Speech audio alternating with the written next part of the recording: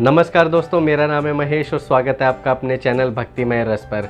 दोस्तों, आज हम 12वें ज्योतिर्लिंग जो कि अंतिम ज्योतिर्लिंग है श्री कृष्णेश्वर जी, उनसे संबंधित कथा और रहस्य जानने जा रहे हैं। आशा करता हूं आपको पिछला वीडियो जो कि त्र्यंबकेश्वर ज्योतिर्लिंग से संबंधित था आपको ज़रूर पसंद आया होगा। आज के वीडियो में भी हम आपको बताएंगे कि आप कैसे कृष्णेश्वर ज्योतिर्लिंग जा सकते हैं, आसपास कौन कौन सी अच्छी जगह हैं, अच्छे तीर्थ हैं या अन्य दर्शनीय स्थल हैं जो आप देख सकते हैं। और इससे पहले दोस्तों, अगर आपने अभी तक मेरे चैनल को सब्सक्राइब नहीं किया है, चैनल पर नए हैं तो सब्सक्राइब ज़रूर करें। वीडियो को लाइक, कमेंट और शेयर करना तो बिल्कुल भी ना भूलें। श्री कृष्णेश्वर ज्योतिर्लिंग महाराष्ट्र के औरंगाबाद ज़िले में स्थित है। इस मंदिर को भी कई बार मुगलों द्वारा तोड़ा गया और इसका जीर्णोद्धार महारानी अहिल्याबाई होलकर ने करवाया। तो देखिए दोस्तों, अपने इन ज्योतिर्लिंग की कथाओं के माध्यम से हमें यह पता चला है कि शिव भक्त अहिल्याबाई होलकर जी ने कितने सारे शिव मंदिरों का पुनर्निर्माण करवाया, जीर्णोद्धार करवाया था।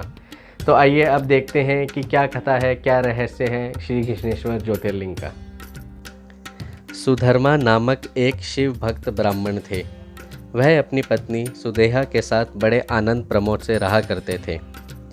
उनकी पत्नी सुदेहा को सभी प्रकार के सुख प्राप्त थे, परंतु निसंतान होने से वह मन ही मन अत्यंत कुंठित रहती थी। उसने अपने पति के साथ कई व्रत उपवास किए, कई ज्योतिषियों को अपनी कुंडली दिखाई, परंतु कोई आसरा कहीं से कहीं तक दिखाई नहीं दिया। तब बड़े विक्षुब्ध तथा कठोर हृदय से उन्होंने अपने पति को दूसरा विवाह करने की सलाह दी।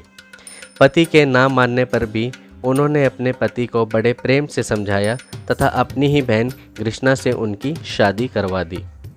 समय बीतता गया। कुछ समय पश्चात कृष्णा ने अपने एक पुत्र को जन्म दिया, जिसकी खुशी सभी परिवारजनों ने मिलकर मनाई। धीरे धीरे कृष्णा का पुत्र बड़ा होता गया। कृष्णा के पुत्र के प्रेम में अपने ही पति सुधर्मा को डूबते देख सुदेहा के मन में ईर्ष्या होने लगी। अतः उसने सोते हुए उस पुत्र की हत्या कर दी। वह टुकड़े करके पास ही एक तालाब में डाल आई। कृष्णा भी शिव भक्ति में सरोवर थी। वह नित्य प्रतिदिन प्रातःकाल उसी तालाब किनारे शिव पूजा व ध्यान में मग्न थी। कृष्णा नित्य पार्थिव शिवलिंग बनाकर पूजन आराधना कर लिंग को उसी तालाब में विसर्जित कर दिया करती थी। पुत्र हत्या की खबर सारे गांव में फैल गई, परंतु कृष्णा को अभी तक इसकी कोई जानकारी नहीं थी। वह तो शिव पूजा में तल्लीन थी। भगवान भोलेनाथ अपने भक्तों पर कोई संकट नहीं आने देते। कृष्णा के सम्मुख स्वयं भोलेनाथ प्रकट हुए और उसी तालाब से कृष्णा के पुत्र को आवाज़ लगाई। कृष्णा ने देखा कि उसका पुत्र तालाब से चला आ रहा है। कृष्णा ने भगवान भोलेनाथ के चरण पकड़ लिए। वह फूट फूट कर रोने लगी। भोलेनाथ ने उनसे वरदान मांगने को कहा। तब कृष्णा ने प्रार्थना की कि प्रभु, आप जगत कल्याण के लिए यहीं वास करें। भगवान भोलेनाथ ने तथास्तु कहा और ज्योतिर्लिंग स्वरूप कृष्णेश्वर नाम धारण करके यहीं विराजमान हो गए।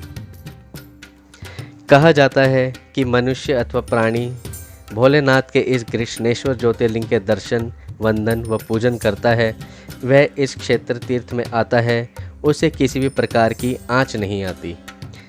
कृष्णा जिस तालाब किनारे शिव आराधना करती थी उसे शिवालय भी कहा जाता है। कृष्णेश्वर तीर्थ एला नदी के तट पर शिवालय कुंड के पास स्थित है। श्री कृष्णेश्वर मंदिर के अंदर जो भी पुरुष भक्त प्रवेश करते हैं उन्हें कमर के ऊपर वस्त्र धारण करने की मनाही है।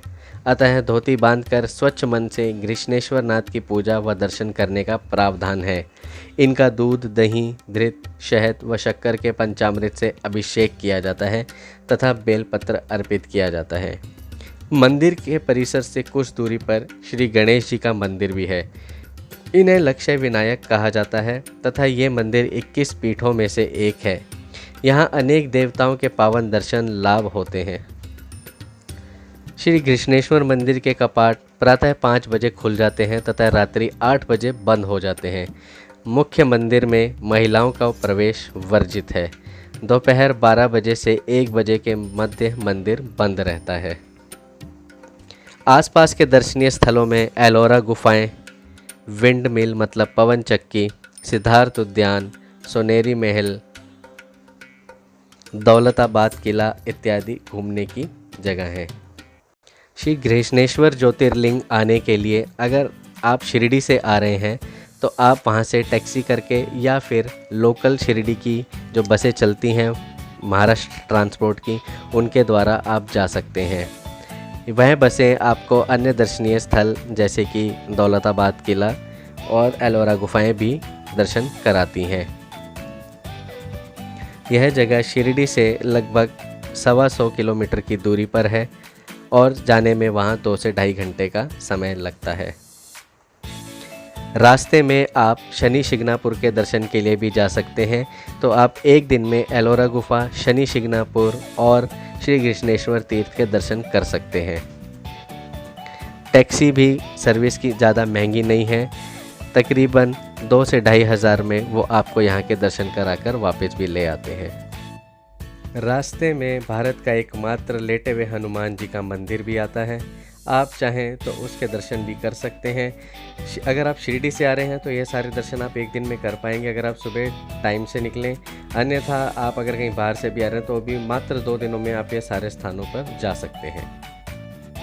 आशा करता हूँ दोस्तों आपको ये वीडियो पसंद आया होगा और आपको जानने में ज़रूर मदद मिली होगी कि आप कैसे श्री गृष्णेश्वर ज्योतिर्लिंग जा सकते हैं, उनके दर्शन प्राप्त कर सकते हैं। तो अगले वीडियो में नई कथा, नए रहस्य लेकर हम फिर से हाजिर होंगे। तब तक के लिए बने रहिए मेरे चैनल पर। जय भोले बाबा की।